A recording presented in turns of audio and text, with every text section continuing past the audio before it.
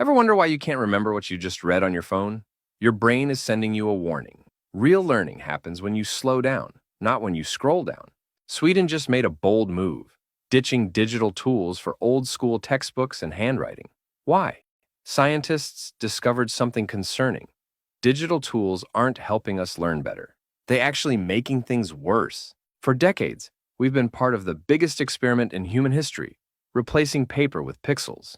Before we knew it, digital learning had replaced traditional methods. The truth is, our brains just don't learn this way. In just a few minutes, I'll show you how your brain actually learns, and why most digital learning tools are working against you, not for you. Chapter 1. The secret ingredient to learning. Here's something tech companies don't want you to know. Your brain learns by making connections, not memorizing information. Facts fade, stories stick. Facts inform, stories transform. In 1966, researchers released ELIZA, the world's first digital therapist. Everyone predicted the end of human therapists. Sounds familiar?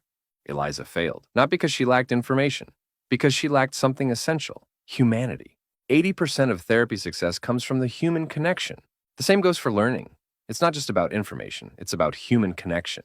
A strong teacher-student bond has 2.5 times more impact than one-on-one instruction alone.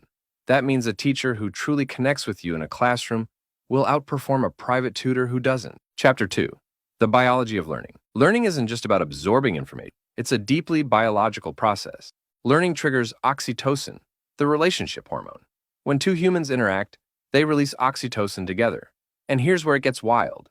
When two people connect, their brain activity synchronizes, not metaphorically, literally. Scientists call this neuronal coupling, a phenomenon where your brain waves start mirroring the person you're engaged with. This biological sync simply doesn't happen with machines or AI. That's why 85% of free online courses are never completed. Without human connection, most people give up. Because here's a simple truth: text doesn't release oxytocin. Human voices do. Chapter 3. You can't innovate what you don't understand. Just Google it might be the worst learning advice ever given. AI promises to free us from memorizing facts, so we can focus on higher-order thinking. There's just one problem. Your brain doesn't work that way. Just because you can look something up doesn't mean you actually know it. Critical thinking and creativity don't float in empty space. They need a foundation, your prior knowledge. This creates an unavoidable truth.